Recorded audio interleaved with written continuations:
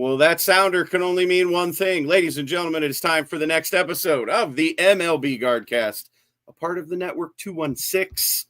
I am Mike Vorhies. With me, as always, Bryan Shaw. And as you can see in the title, just keep winning. Bryan, happy Friday, brother. How are you?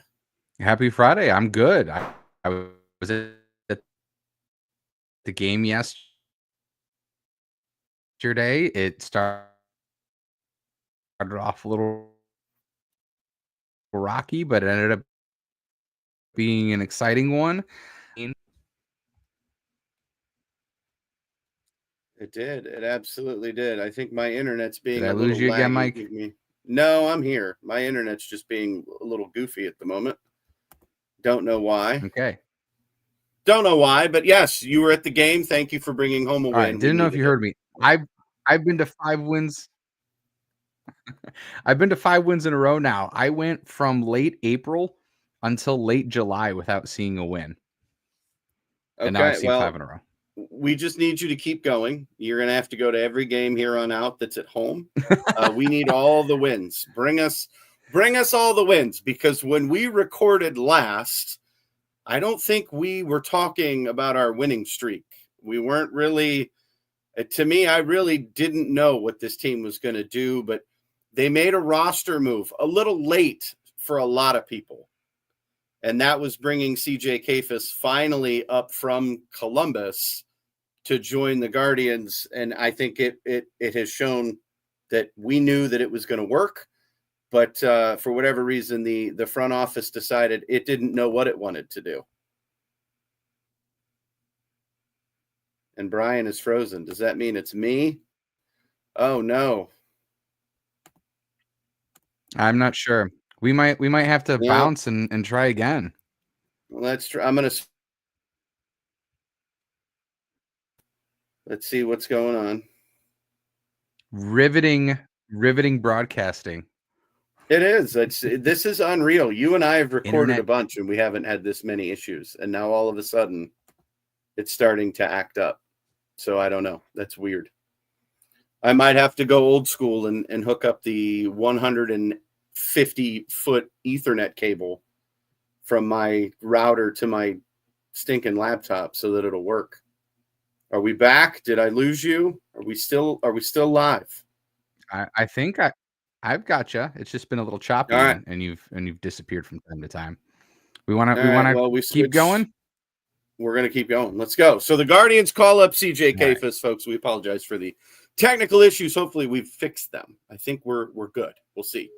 They call up CJ Kayfus, and I was elated when I heard the news that he was finally going to join the team from Columbus. Bryan, were you excited? I was. We had been asking to see CJ Kayfus for a really long time. I was interested to see how they were going to utilize him. I think they've done a pretty good job with it so far, playing a mix of DH, right field, and first base. I think people were a little bit worried about his defense in right field, but he's had some gems. He's had some really nice plays in right field, including the one that could have saved Gavin Williams' no-hit bid. And yes. Rest in peace to Gavin Williams' no-hit bid. It had to be Soto. It just had to be Soto, didn't it? I mean, come on, really? Yeah. He pitched really good, and then the other night, not so good. So is that usually how it works? A pitcher gets really close to throwing a no-hitter, and then the next one is just an absolute garbage game? You know, that kind of felt like I had tweeted this out. The no-hitter and then the struggle that he had in his follow-up, and he had some extra rest, and Hamilton was kind of talking about that, like that could be part of it with the extra rest and everything, getting out of rhythm, plus going 120-something pitches in the previous outing. I feel like those 2 days right there is like an entire synopsis of Gavin Williams' career so far with the Guardians, where there's times you watch him and you're like, this is the best pitcher in baseball. Yeah. And then there's other times you watch him and you're like, he can't hit the strike zone. He's all over the place. And sometimes it's within the same game where he's one inning, you're like, this is the best pitcher in baseball. And then another inning, you're like, oh my gosh, he can't He can't find the strike zone. He's completely lost his command. It's Marlins.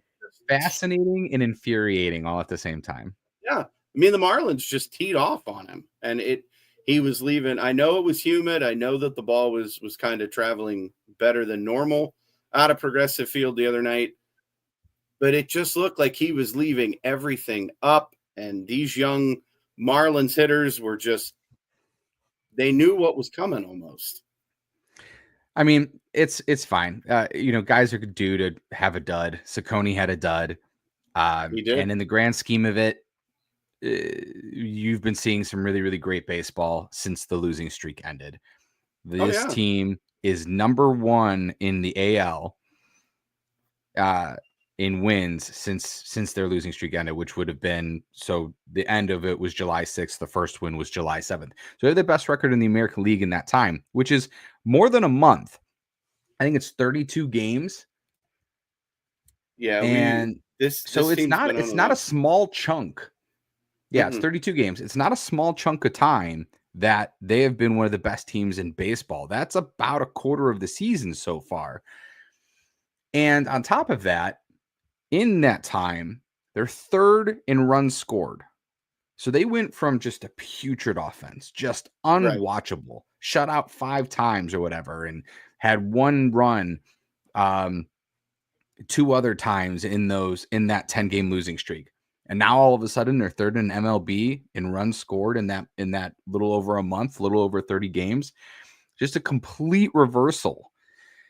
And I think it's hard to do at times. And, if this team makes a run, if they make the playoffs, we hear all the time, it's a long season. It's a long season. It's a long season. I think we really have to take a step back sometimes and not overreact so much, not overreact to everything. And that's a lot of the reason why you and I record only twice a week, or every 2 weeks, because you can get overreactionary with baseball. It's a 6-month season, 162 baseball games. And yeah, a 10-game losing streak was absolutely miserable. They were terrible to watch. Oh, it was so bad. But then on the other hand, now they're one of the best teams in baseball over the last 5-6 weeks. And it's been incredible. And we're catching the Tigers, which is the most important thing of it all. Since we last recorded, so we last recorded on July 31st, trade deadline day. We went over all the trades that the Guards had made. Our record, Brian, since we recorded is an astounding 9-3. We took 2 of 3 from the Twins. We swept the Mets. We took 2 of 3 from the White Sox and 2 of 3 from the Marlins. This team seems to be on a roll right now. We're 6.5 back of the Tigers, which at one point, it wasn't like 12, 13, 14 games. It was something crazy. Mm-hmm. And we have slowly chipped away. They had like a 1.5% chance to make the playoffs during that losing streak. And this is what makes me smile. We're a half game back of the New York Yankees for the 3rd wild card spot. The Yankees, I don't know what has happened. They have fallen off the deep end. I love every second of it. Let's catch them. I know that Houston and Seattle are going to continue to just flip-flop. That's what they do. And then we know that Boston is Boston. I would expect them to kind of hit a snag at some point as well. But I'm okay if we get in as a wild card team, if we get in as they have 42 as the games division left. winner. Yeah, there's a lot of baseball left to still be played. 42, you're right. 42 is a good number. I mean that's more than the games that we're talking about of they've been one of the best teams in baseball, because that's 32 games. So I mean there is the chance, because we've watched this team ebb and flow. There is a chance that maybe they fall back down to reality. They might. But the schedule has been softer, and they've taken advantage of that. But at the same time, they swept 2 really good teams.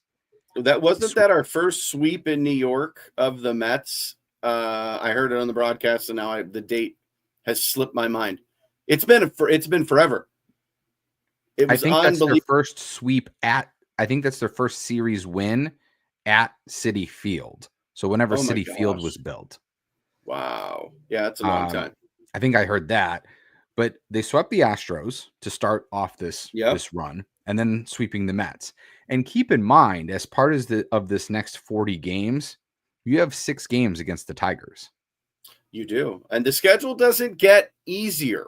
It really doesn't. I mean, we just beat the Marlins 2-1.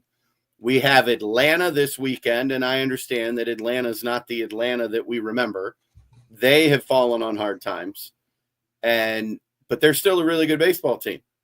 I won't sell the Atlanta Braves short at all, although I still hate them for 1995. just saying, I do. I still hate them. Yeah. Well, and then back to back, you have the Marlins as well. So 97 revenge. Maybe we'll get some 95 revenge. I'm hoping. Well, then we go out to Arizona for 3 against the Diamondbacks, and the Diamondbacks just keep winning.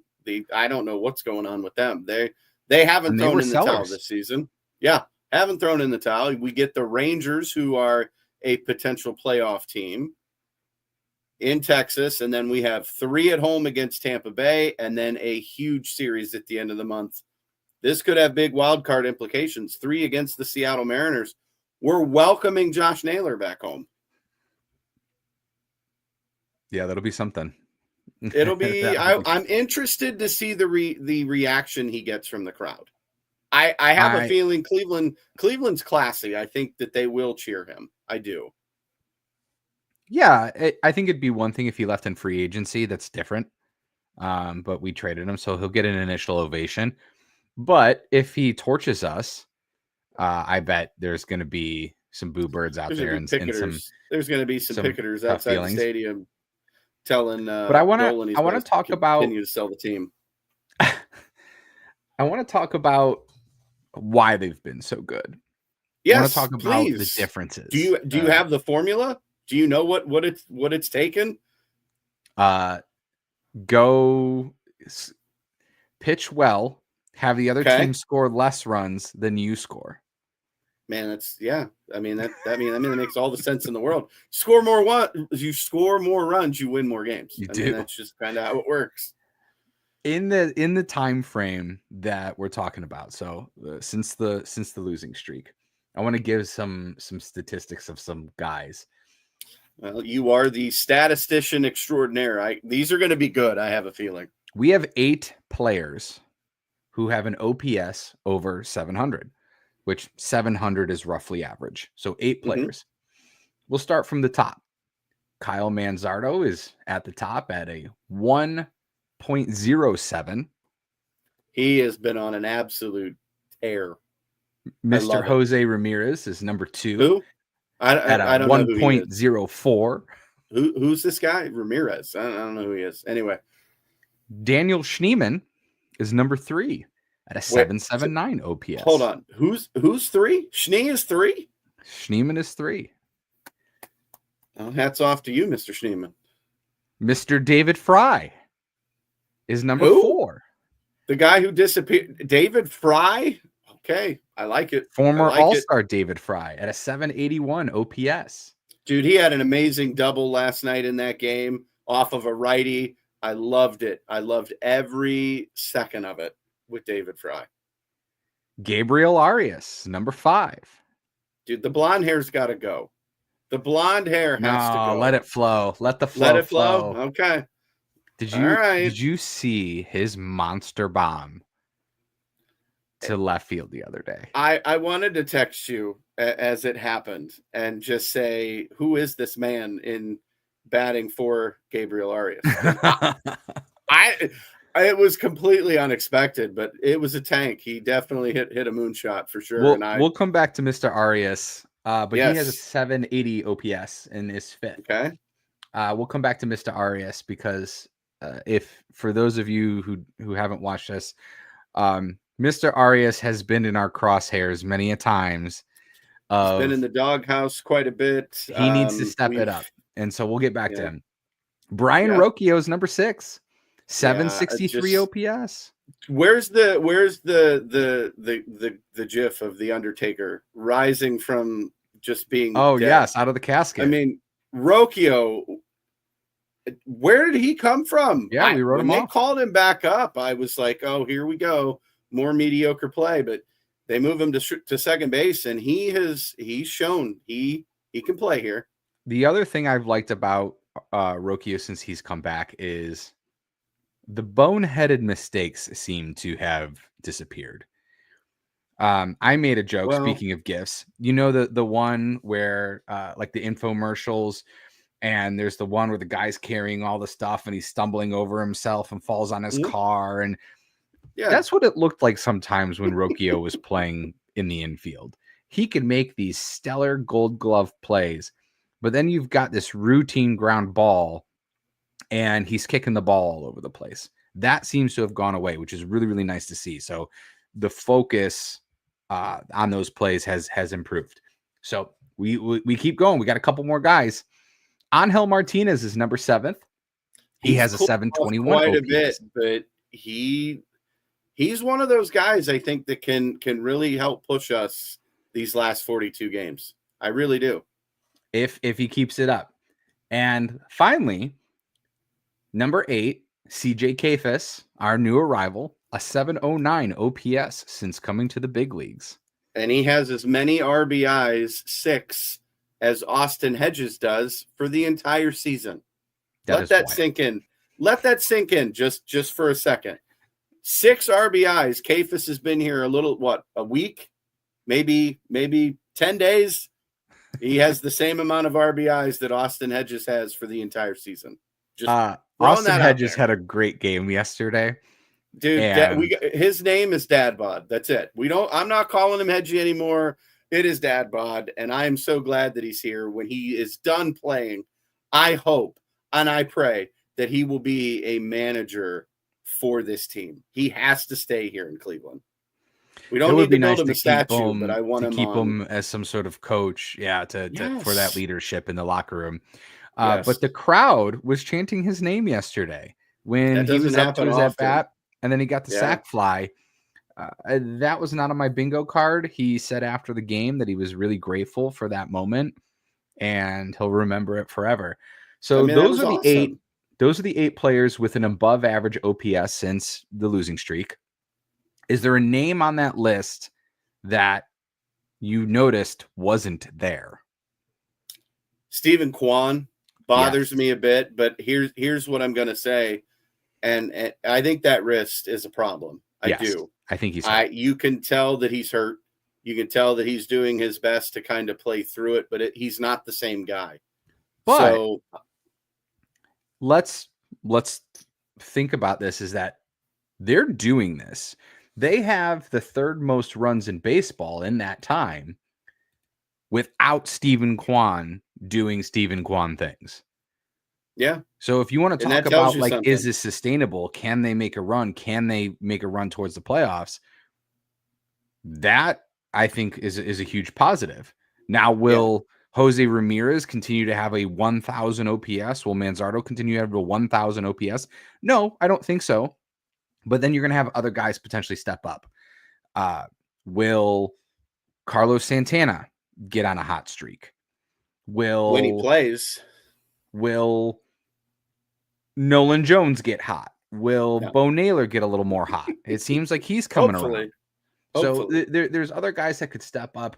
You could also see a situation where, David Fry at the beginning of last season, when he was healthy, had, I think it was like a 900 OPS or something ridiculous for the first half of the season. That's what got him to the All-Star game. Well, we're starting to see him turn it around. We're starting to see him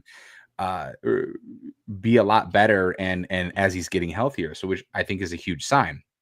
So I talked about mainly the hitting, but we can't discredit the pitching. No, the pitching's been great. It was funny because last night Jared and I were texting back and forth because we're both concerned about Tanner Bivey, because Bivey was supposed to be like our ace in the hole. And he's just had an off year, but he's 5-0 in his last 6 starts. Like, the offense is pretty much carrying him through. Yeah. And I think that's a good thing to bring up of that wins and losses for a pitcher are kind of useless. Like if you look at Paul Right. Skeens, I think he's Poor guy. Oh, he can't poor guy. win. He can't Oh, win a game. you say Paul Skeens. Okay, listen, Cleveland, we gotta start some sort of a we gotta get him. We gotta Save get Paul Skeens. we gotta get a save Paul Skeens, because this kid is beyond talented and his career is just being wasted right now in Pittsburgh.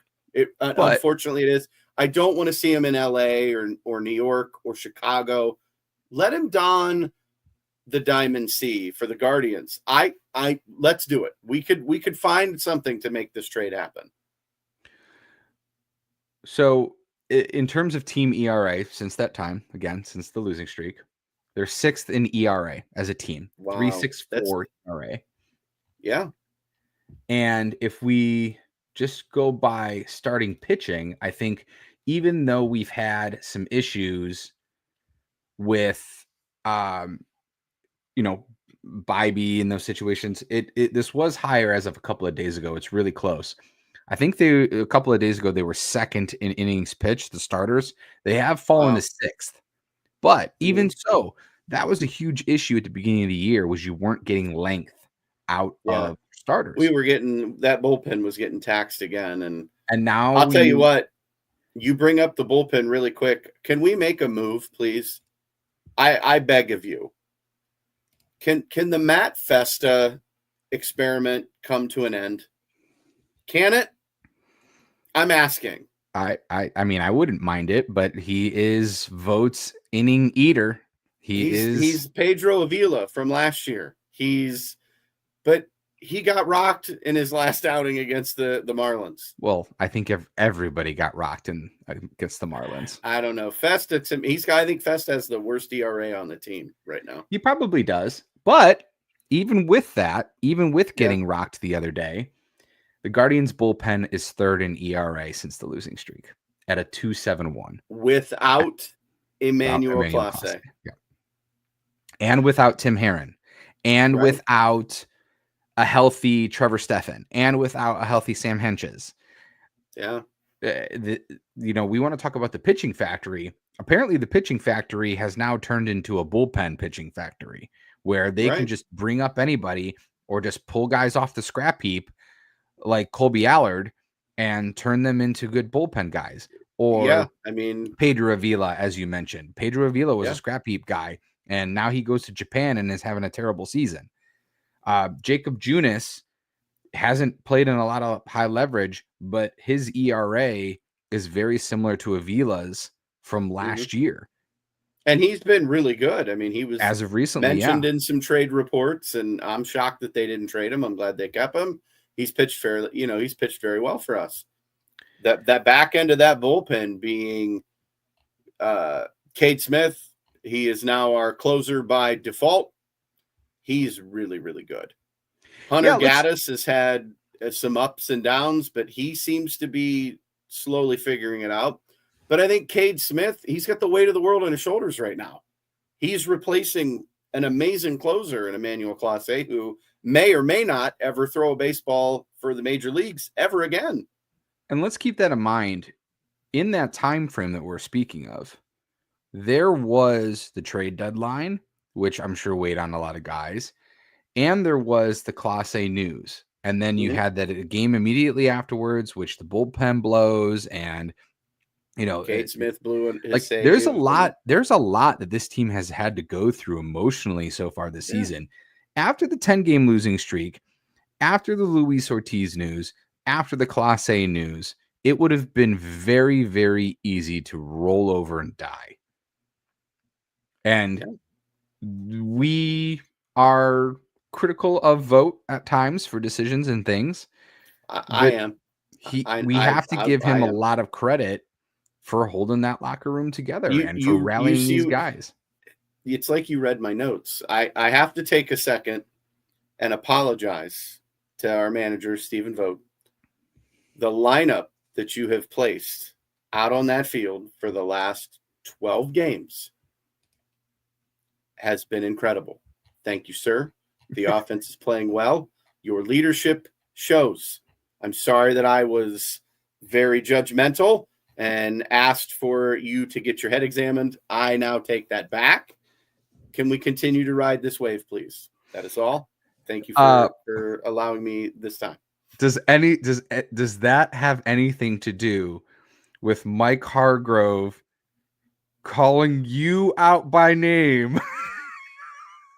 I let Mike Hargrove call me out. That's awesome. Thank you to Grover. I mean, that's great. However, no, I'm not whistling in the wind here. I think there were a lot of us that were having problems with these lineups. So Mike Hargrove is probably one of my favorite managers of all time. Hello, the Nines were incredible in Cleveland. But don't ever tell me I'm whistling in the wind, buddy. I've got facts to back it up. I get that you like Stephen Vogt as the manager. I'm not saying that I don't, but I'm whistling in the wind. Come on, really? Really? So for those that don't know what I'm talking about, Mike Hargrove was on Carlos Baerga's show on the Big Play Network and basically said, he called out the fans. He didn't call out just Mike. He called out everybody who said he thinks that Vogt's doing a great job with the lineups. He understands the platooning. He said when he was a player that you want to do that and put a player when they're young in the best situation you can, facing off against lefties, righties, and then later they can play every day as they start to grow. And then he used the words, anyone who second guesses him is just whistling in the wind. And so I love to whistle. I'm going to keep whistling. I do get a several days a week text from Mike, or not as much anymore, but no, they're winning. What are we doing? What is this lineup? What is this Why lineup? Isn't this guy playing? Exactly. Because you have a guy like, I'm a firm believer that if we have some young guys, they need to play repetitively and not once every 4 days. Kyle Manzardo's been hitting righties and lefties well, but yet he's only playing against righties.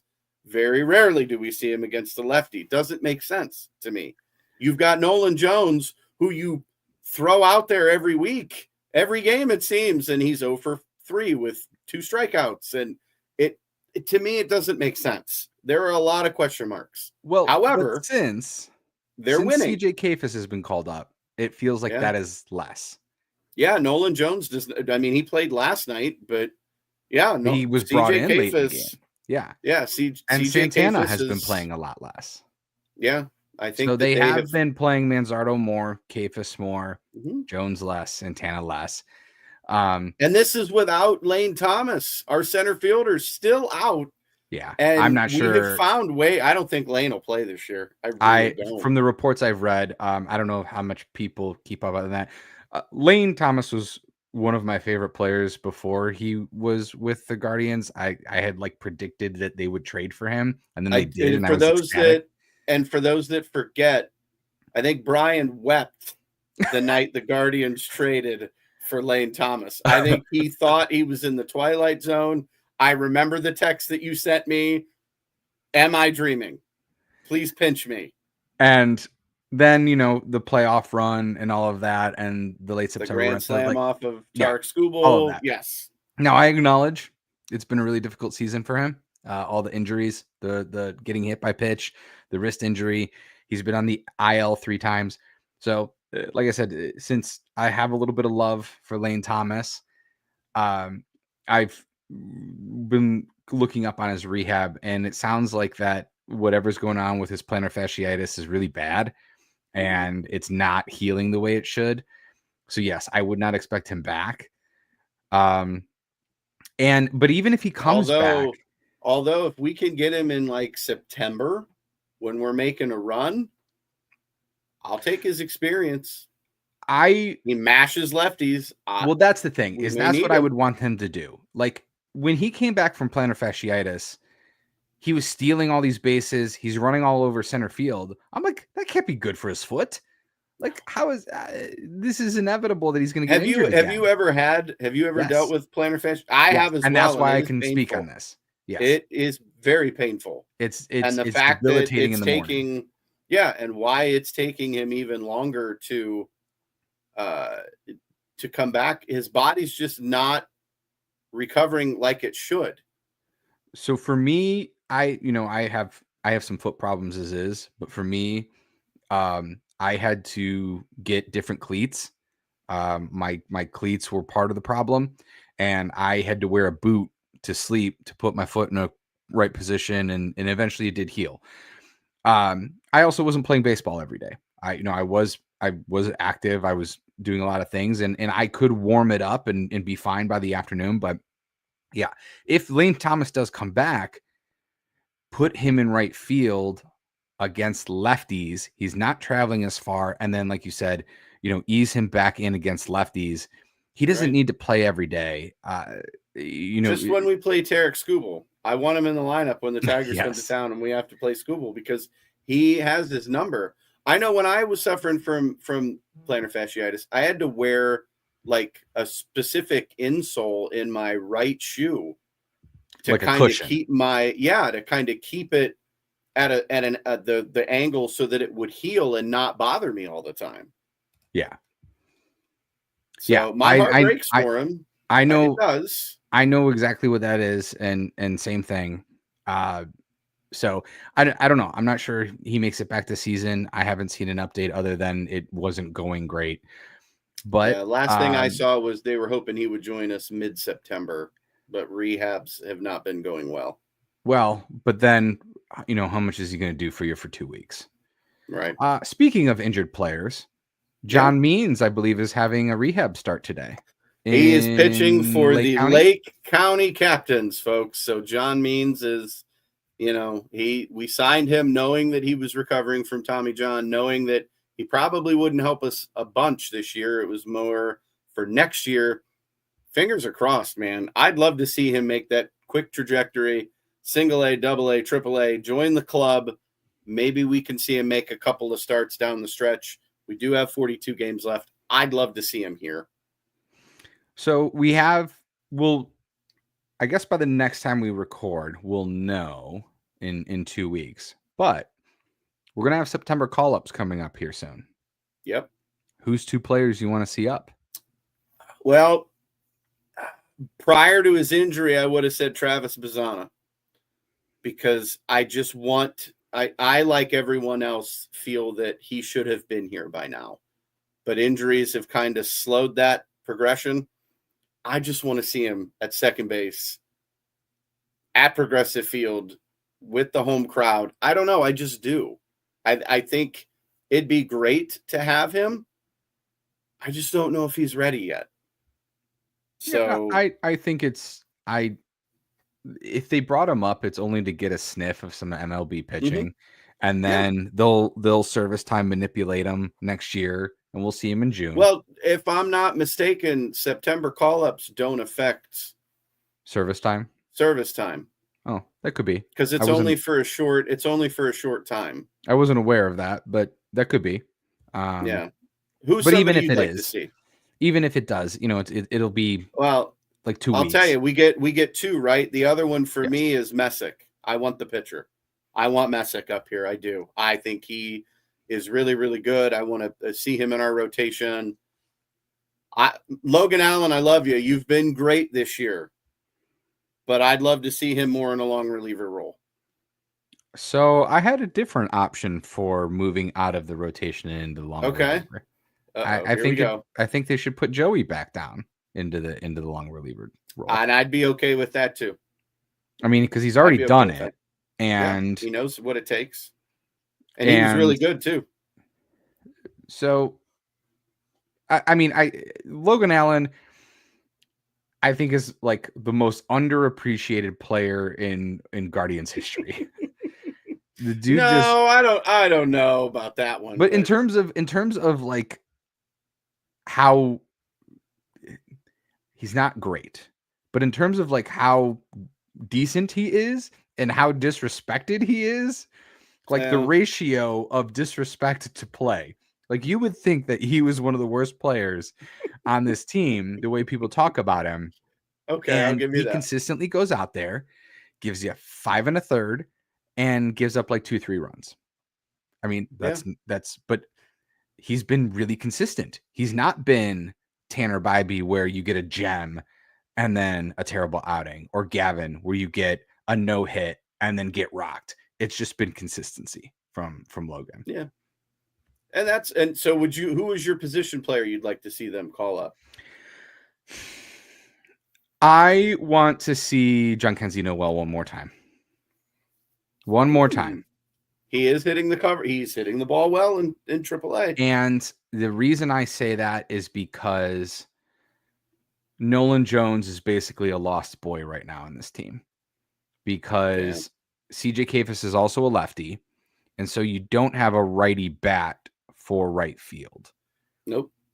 And unless it's, because Schneeman's left-handed. And unless you put Anahel out there and he switch hits. But so that's why I would say give Noel one more shot. And part of that is because of what we've seen from Arias's return after injury and spending some time in AAA, and Rocchio's return after spending some time in AAA. Did they work on Noel's swing, and will that translate to Major League? And we saw what he was able to do for us last year when he was hot, and he basically carried the team in, what was that, like July and August? To have that power, if it would translate, it would be something like what we saw last season. That would be a huge boost going into the playoffs, going into that final run. So I'd like to see Noel one more time, and I think it would fit nicely in with right field, and it, if it works. And then if it doesn't, then you can move on in the off season. Yeah. Which is pretty much what we've said for the last 12 to 14 years about getting us a right fielder. A consistent right fielder. I know. Just throwing that out there. We haven't somebody. But anyway, somebody. Give me somebody, please. Anyway, before we wrap things up, Brian, I think there is a very hot topic that we need to discuss really quick. And that is about the GOAT, Jose Ramirez. So we're going to have a trivia question here in a little bit, and we'll ask the question. The first person to answer it correctly on Twitter, X, first person to answer it correctly, you win a $25 gift card, or on YouTube, you will win a $25 gift card of your choice, courtesy of Network 216. Yes, so thanks to the boys and girls of 216. Like, we're very happy. We tried doing this before, but I don't think people understood the directions. So that's on us. I don't think we did it right. I don't know. We're new to this. We're trying to figure it out. So before we get to the trivia question, Jose Ramirez, will he go down as if he stays healthy, will he go down as the greatest Cleveland Indian / Cleveland Guardian of all time? I'd say yes. I think it has a lot to do with the contract, him staying. Yeah. Well, he did take a hometown discount. He did. Yeah, I know. That's what I mean. Part of that. That's part of it. Because think about all of our heroes from the 90s. Manny. They all left. Tommy. Bell. Lofton. Roberto Baerga. Alomar. Now, some of them were traded. Yeah. But some of them thought they were going to greener pastures. But also, not all of them are the caliber of player that Jose Ramirez was.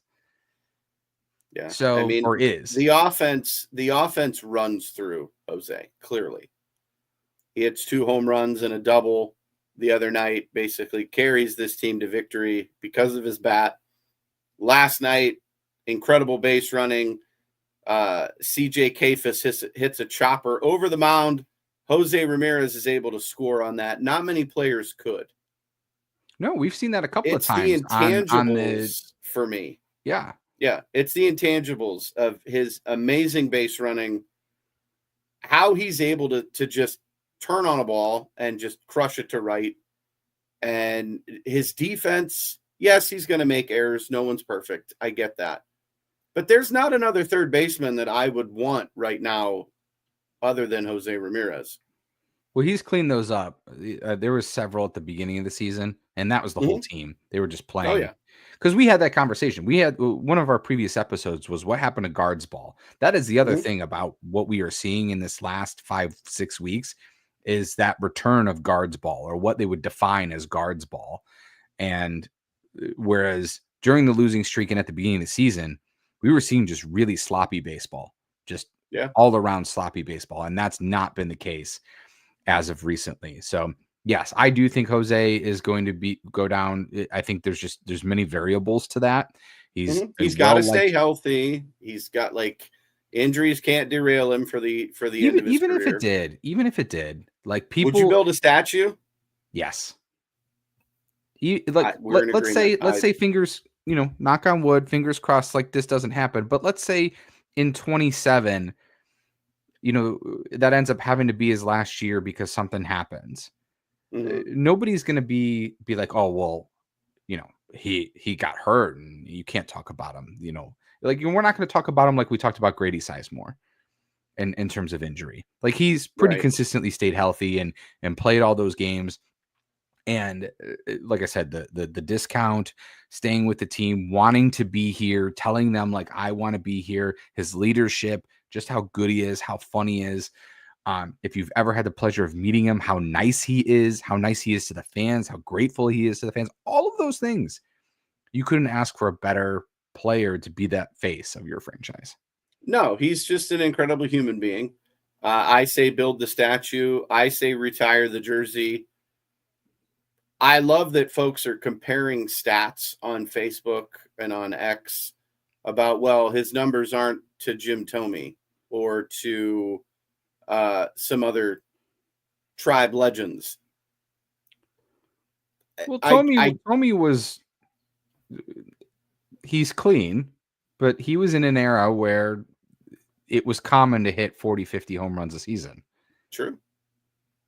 There's just something about Jose. There's just something different. So I know that was something Jared and I also were talking about. He was like, you should bring this up on the show. I'm like, I absolutely will. Because I think, guys, we're seeing, and I know the word greatest of all time, that phrase gets thrown around a lot. It does. I'm safe to bet Jose Ramirez is the GOAT. For Cleveland, absolutely. You can't name me somebody better than him right now. You just can't. I'll argue with you. I will. So he had an accomplishment yesterday. He did. Lear leading into the trivia question. This is beautiful. I love it. I love it. And he has now scored the third most runs, like him reaching home plate in franchise history. 975 times. He just passed Kenny Lofton, another Cleveland legend.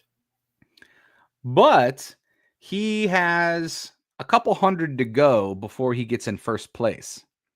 Our trivia question, folks, and this was talked about yesterday, if you were paying attention.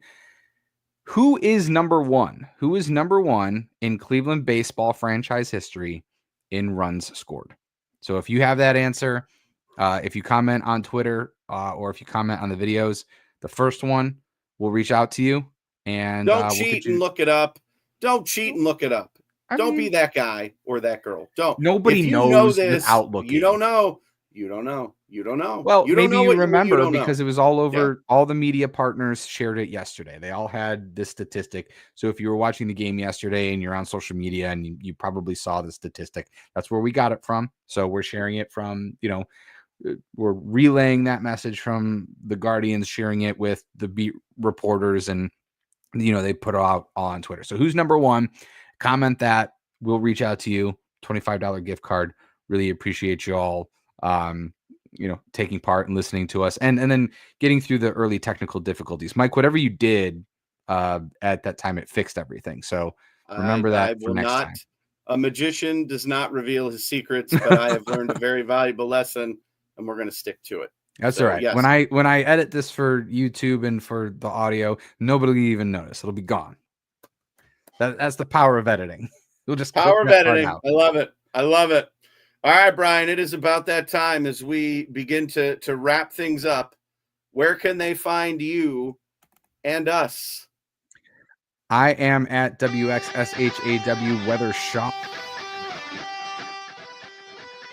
on Facebook. We are Guardcast MLB on Twitter. You can find the Network 216 all over the place.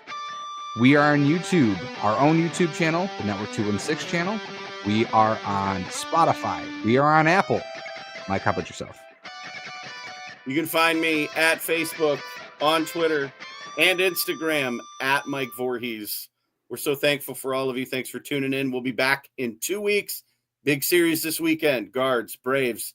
Let's see if we can continue this momentum train and get closer to the playoffs. 42.